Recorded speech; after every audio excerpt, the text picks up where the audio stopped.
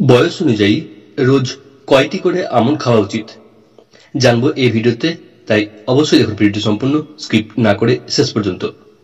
সাথে রইল এটা অনুরোধ, চ্যানেলে যদি আপনি নতুন দর্শক হয়ে থাকেন বা চ্যানেলটি যদি আপনি এখনো সাবস্ক্রাইব না করে রেখেছেন, তাহলে নিচের সাবস্ক্রাইব লেখাটি ক্লিক করে পাশ থাকা নোটিফিকেশন বেল আইকনের অল নোটিফিকেশন অন করে রাখুন। ভালো লাগলে ভিডিও লাইক দিন এবং তথ্যটি জানান অন্যদেরকে শেয়ার করে। আমন্ড এমন একটি ড্রাই ফ্রুট যা পুষ্টিতে ভরপুর এবং তাই এটি প্রতিদিন খাওয়ার পরামর্শ দেওয়া হয়। আমন্ডে স্বাস্থ্যকর চর্বি, ভিটামিন, খনিজ, অ্যান্টিঅক্সিডেন্ট এবং প্রোটিন ভালো পরিমাণে পাওয়া যায়, তাই একে পুষ্টির পাওয়ার হাউস বলা হয়ে থাকে।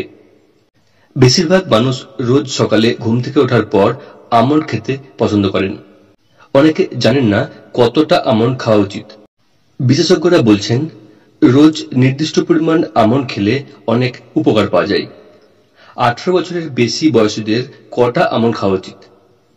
গবেষণায় দেখা গেছে যে 18 বছর বা তার বেশি বয়সীরা প্রতিদিন 6 থেকে 8টি আমন্ড খেতে পারেন।